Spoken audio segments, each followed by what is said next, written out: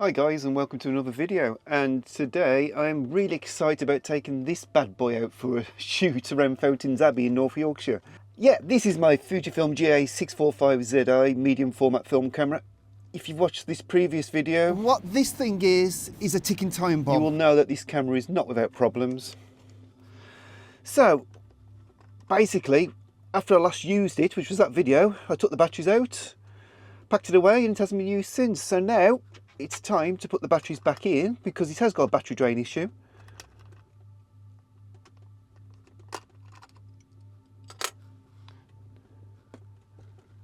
And I'll have to put these trusty glasses on so I can actually make sure I'm doing everything right. It's not the easiest task in the world, to be honest. I think ironically, for a camera that's so simple to use, the problems are the setup.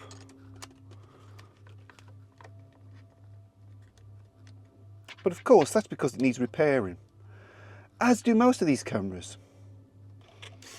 Oh, that sounds promising, doesn't it? That almost sounds like a medium format camera that wants to work. Yeah, not a brilliant design, that. Right, so now we have to pop it open.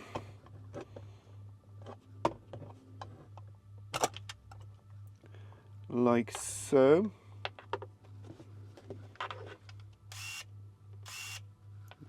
Okay, so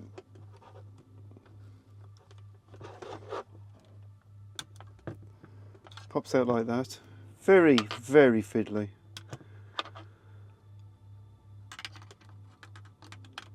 And I'm fully appreciate it probably is total user error. I'm not too familiar with this camera. Now I'm loading Goldac 200 120 film, of course. Can't say I've ever used this film before. I think this is always the nerve-wracking part about using film. It's not the actual, for me, it's not the using of film, it's the loading of the film. And it seems that whenever I load medium format film, my fingers become super sticky.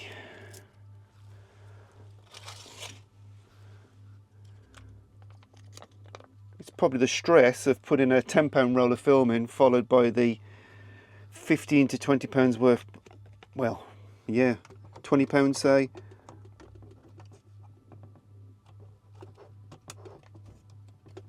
running costs of that film. So I'm going to pull it out.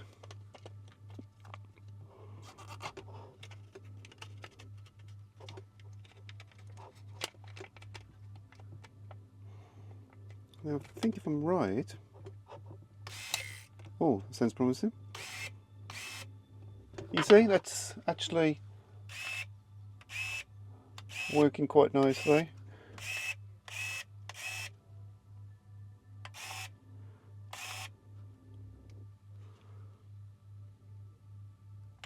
Now I need to get to the start point, which I think is a little bit, I'm not really sure. I think about there should do me. I may have lost a shot in the process, to be honest, but I'd rather make sure I've done it right. And now, I believe if I turn it to P, something will happen.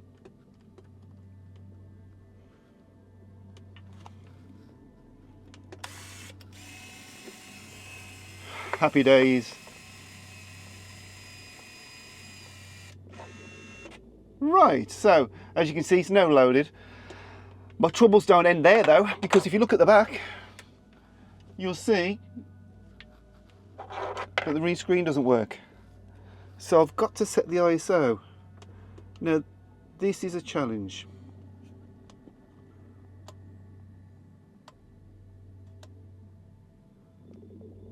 Get it just at the right angle, I can just about make it out.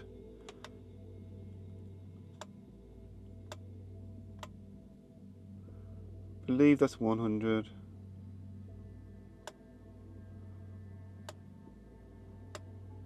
I think that will be 200. Okie dokie. We're good to go. I'm also taking with me another Fuji camera, and that is an X100V, which I've just picked up. Now, funny enough, I did actually consider picking up an X Pro 3 because I wanted to almost like have a film-like experience. I quite like the idea of the screen that flipped in so you couldn't review the back. However, for some reason, now only to Fuji, they've managed to make another camera which has a dodgy ribbon cable, which has a tendency of breaking. So with the X Pro 3, I was running risk of having not only one cracked camera with a broken screen, but also two cameras with a broken rear screen. So I went for the X100V, which was a safe bet. So I'm basically going to use this today just to help me see if a composition is going to work before I get the big camera out and start committing it to film. But yeah, without further ado, let's go and explore. Okay, so I think I found my first composition, but the first thing I need to do really before I can even take a shot is check if I've got the ISO right, because as you can see from the screen, basically, if I put it in temperature priority mode, there's absolutely nothing on the back at all. So it means I can't check the ISO, which is obviously a bit of an issue. So what I'm going to do, I'm going to use a light meter app on my phone, which is actually called Light Meter, funnily enough, which looks like that. And I'm going to take a spot meter reading off the brickwork there. Like so. Which is giving me 15th of a second at a f16 ISO 200. So now, basically I'm going to zoom in on the same spot, change aperture to f16, and that's giving me a 20th of a second. So to be honest, I'm quite happy with that. I think it's close enough, maybe slightly out, but I think nothing to get too concerned about. So really, it's just a case of actually composing and taking a shot.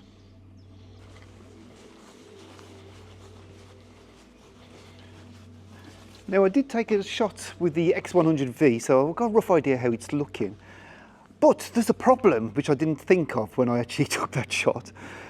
Because obviously the X100V, if you shoot in a landscape orientation, it comes out as a landscape image.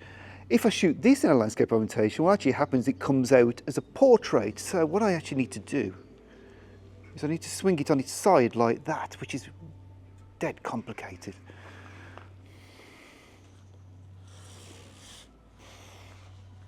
And I'm also, before I actually take the shot, just going to screw in the cable release. Because I'm sort of around that sort of 30th of a second mark, I'm a bit worried about camera shake caused by me pressing the trigger. So I need to come back a bit.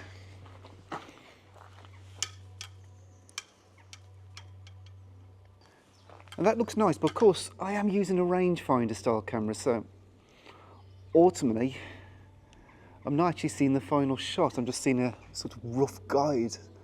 So I'm a bit concerned I may actually cut the top of the Abbey off. Now when you turn this off, it seems to lose the aperture, so I have to dial it back in again. And I'm actually going to go for f22, that's giving me 30th of a second. So I think I'm just a bit concerned about the sky, so I'm just going to bring it a bit further back. So I think ultimately it's just a case of getting the shot in the bag. This is an autofocus camera, so I've sort of focused midpoint, f22, still getting 30th of a second. That concerns me, but I think it's because of the sky. But really, it's one way to find out, isn't it? Oh, it's not liking it. Okay, it seems to be struggling to focus on that for some bizarre reason.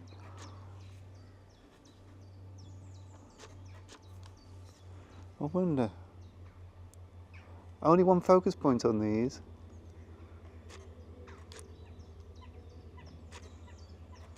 Yeah, it doesn't want to take. Weird, I'm going to try taking the cable release out, see if that solves the problem.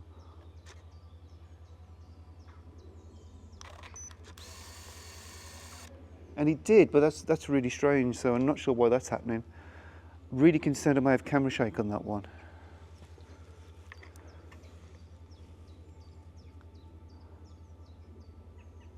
Now actually I think there might be a nice vertical on this one. So I'm going to come further back still and try and get a bit of foreground in. I think I'd like to sort of get this in here, so I'm going to come further back. I'm now getting 15th of a second f22. I'm going to put this back in. Bit concerned that this isn't working. Or to make this should be working fine, so let's try again. I'm going to press it slowly. Worked then fine. How bizarre. Hey, there's 2 shots in the bag anyway. So I haven't got a clue why the first shot didn't take. I wonder if I just didn't press it with enough conviction. Perhaps I just pressed it a bit, and maybe you just have to really sort of press it in. But the second shot seemed to take absolutely fine. The lens cap was off. That's always useful.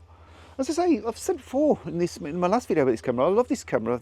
It's great fun to use, but it's definitely a challenging camera. To say they're supposed to be fully automatic and supposed to make life simple, well, it seems to do totally the opposite. But again, if it was repaired, then it'd probably be a totally different ball game.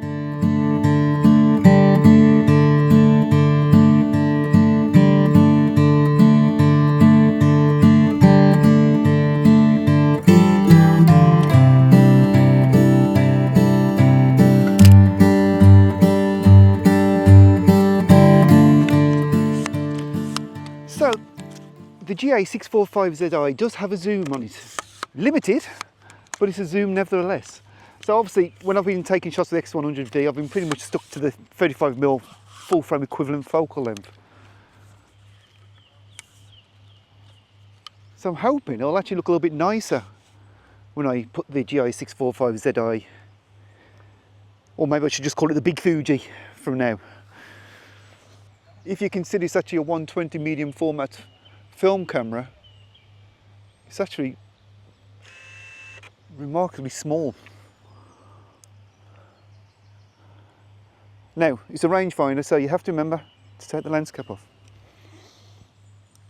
or else it all ends in tears. I'm hoping the colours of Kodak Gold shine through this one. I'm going 22 f22, 15th of a second. So remember what I said earlier about not saving my aperture? It obviously is saving my aperture. So we live and learn. Okay, let's go for it.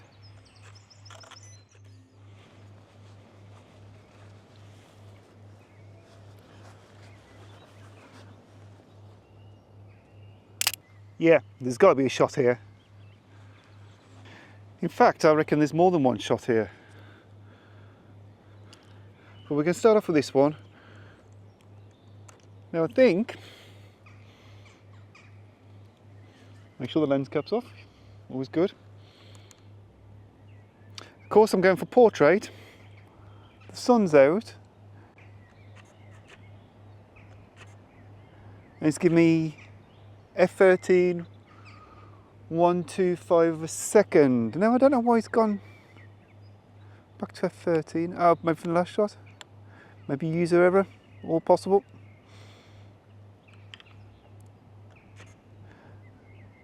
F16, 90th of a second. Pretty much nice, easy shot.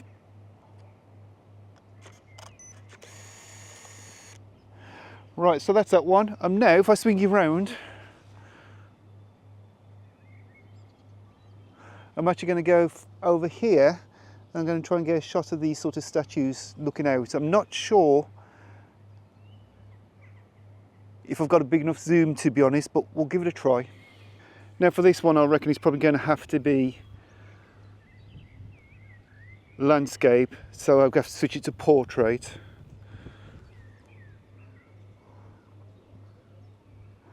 I'm not entirely happy. There's a bit of pond weed, which I'm not entirely happy about. Not much I can do there.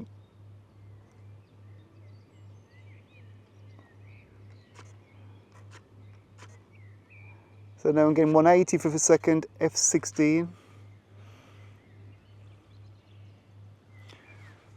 Take all the suns out. Now I haven't had to move very far for the next shot, and basically what I'm doing is a portrait again, and it's, I'm not sure you can see the building just here, so it's the building there, and also the trees above it, so it's in portrait orientation, obviously, even though the camera's in landscape. By now we've ascertained that's just how it works. But I've got two benches to the side, and what I want is these benches people free, which I think is going to be my problem really. And of course it's actually quite a popular building. Trust me to choose a popular building to photograph. But I'll hang on, and when it does eventually come people free, I'll put the shot up on the screen for you. I really like this statue. So I think what I'm going to try and do is, I'm almost going to try and come in really close and just take a photo of the statue, blue sky, and the folly behind with some trees. That's the plan. I'm not sure how well that's going to work, but if I can get just the angle just right,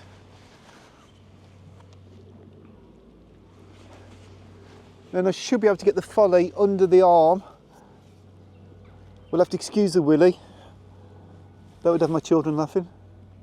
I suspect I'm going to have an exposure nightmare though, because this being so white, I think it's going to be basically tricking my exposure. So saying f19 125 a second, what I'm going to do is get the old light meter up on the blast. f18 30 for a second.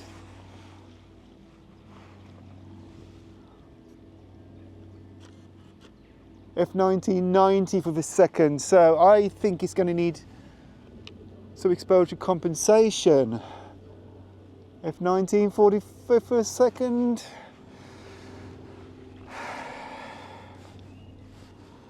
Meter reading again. I really want this one to work. I think this could actually be the nicest shot I've taken so far. f18 50 for a second. I'm going to go with the one-stop exposure compensation to compensate for all the white in the frame.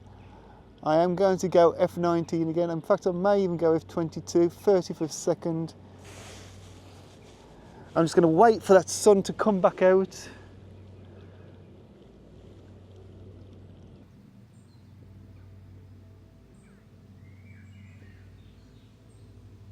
Right then, I'm setting up another shot.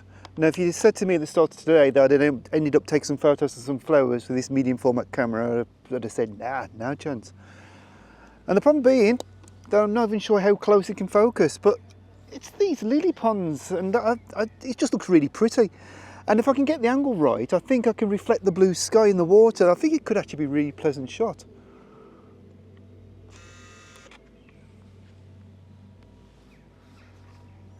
I feel like I'm getting into my groove with this camera.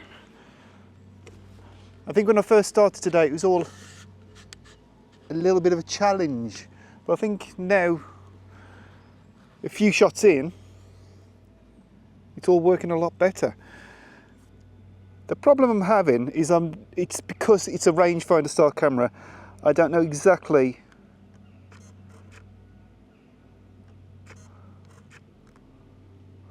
what I'm focusing on. Well, I know what I'm focusing on, I'm not sure. You see out edges of the frame, it's hard to gauge what's going to be in the shot. It isn't going to be in the shot as such.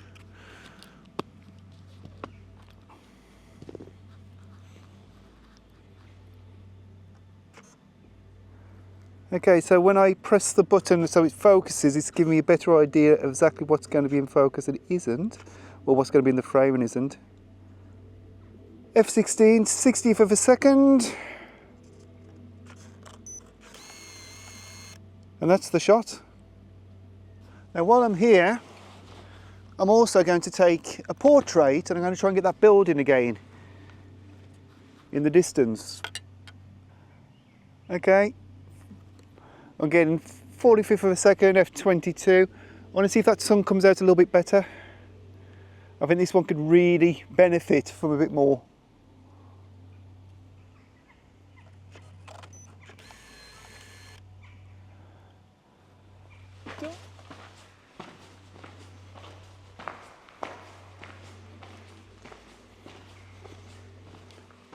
Now this is very, very cool.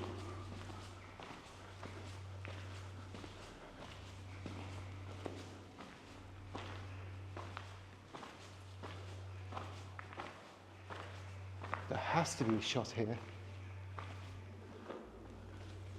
Wow.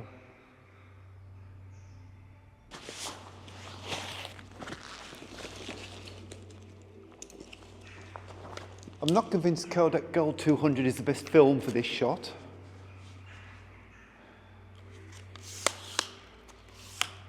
But I think it's definitely worth a try.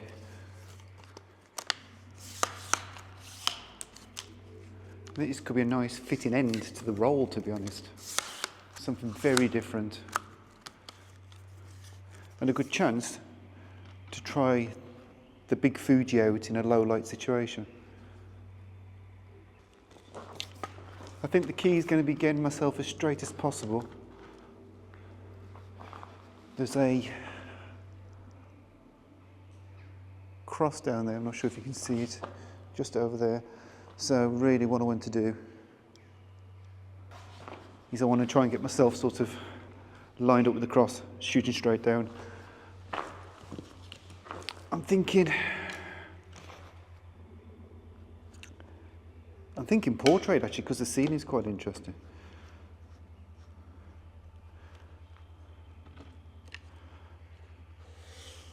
Bring up the camera high because simply I want to try and avoid converging verticals, so the straighter on I can be, the less convergence. But it is going to be unavoidable to a degree.